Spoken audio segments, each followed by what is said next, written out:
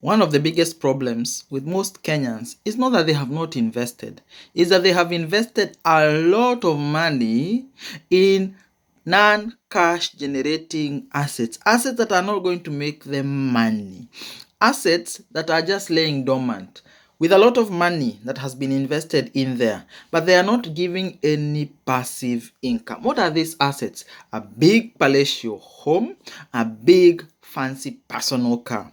These are two assets that, even though they are better than having nothing, sometimes they are equal to nothing, in the sense of you will look at them but will still sleep hungry. You will look at them and still be unable to pay school fees for your children. You will look at them and cannot be able to liquidate them to meet a medical bill.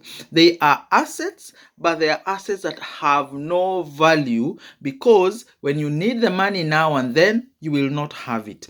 These are assets that are going to sometimes depreciate in value. A big car will depreciate in value. A big house, even though may not depreciate in value, may start breaking down. It may start becoming outdated. Have you ever gone to buy a house or look at a house that is on sale and look at the kitchen and think, this is very outdated. I will need to break a lot of things to be able to improve this kitchen, to be able to make it into the design that I want. Or some tiles have broken and you want to change the tiles. You go to look for the tiles in the town, and you go everywhere and anywhere and not find the specific style. So for you to take care of a repair for tiles, you'd have to change all the tiles, because the tile that was used is now outdated. So some of these assets sometimes start even losing value for you. So if you're going to, I'm not saying don't invest in a home, I'm not saying don't invest in a car, but I am saying don't invest all your money in a big asset that is not going to generate any value for you.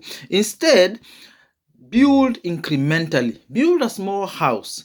Then, once you get a little bit more invested in things that are going to generate more cash flow, then increase the size of the house or get another house.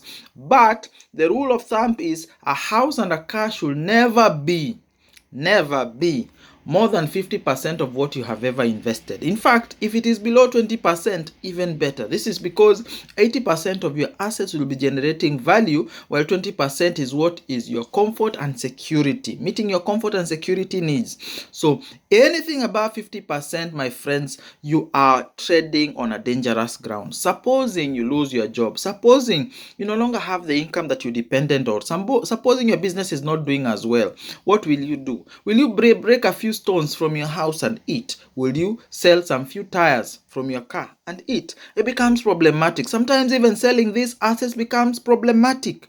Have you ever met somebody who has tried to sell a house because they are moving abroad, and they have tried to sell that house for 2-3 years? No one is buying, especially homes in the village. No one buys them. Then the problematic thing becomes when you invest in this property that cannot be detached from family property. So you build your house, your fancy rural home, where your grandfather is the one who is on the title deed of the land where the house is situated. You think you'll ever sell? Because the only way you can ever be able to offload is tell to your cousin, because this is land that is communally owned. This is ancestral land. You may not be able to get rid of it. In fact, when it comes to ancestral land, I suggest that you build the most basic structure that you can, because if you're going to spend only 2 weeks in a year in that house, you should not even invest as much. And because you cannot even offload that asset to be able to generate value, should you be in a squeeze when you really need cash, then it becomes problematic. Don't invest a lot of money in rural land and ancestral land. The most you can do is in your own personal property that is in your name. The land is in your name.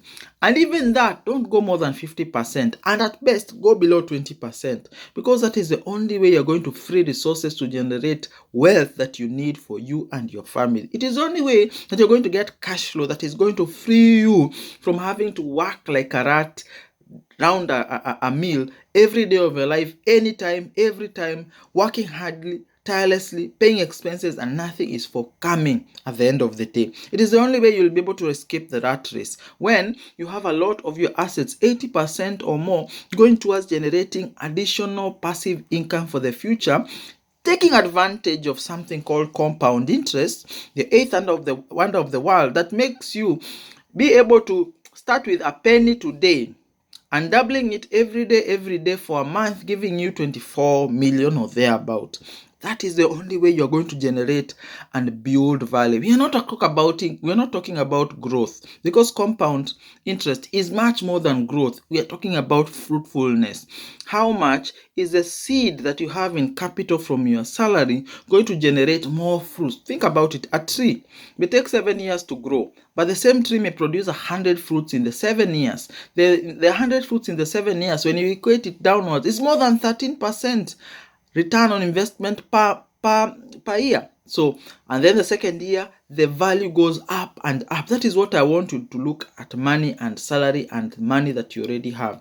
Is this money going to generate you fruitfulness, or is it going to make you feel a little bit secure because now you have a bigger house, you have a fancier car? Is it just going to massage your ego and not create value for you and your family? That is what we are talking about.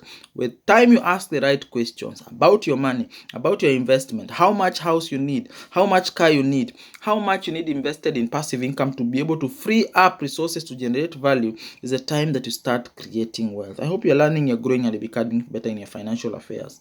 My name is George Kingori, your online finance guy. Thank you and enjoy your day.